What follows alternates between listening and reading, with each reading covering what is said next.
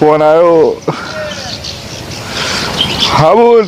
હા રમતા, આ પેલી સ્કીમનું શું થયું? આ 6 મહિના થઈ ગયા, આ ડ્રો થયો કે નહીં? બોલ 6 હપ્તા ગયા. તારાય ગયા, મારાય ગયા, મમ્મી પપ્પાને ગયા, બધાય ગયા. હે? ચો નહીં જા. અરે બોલ, ઉઠામણું થઈ ગયું.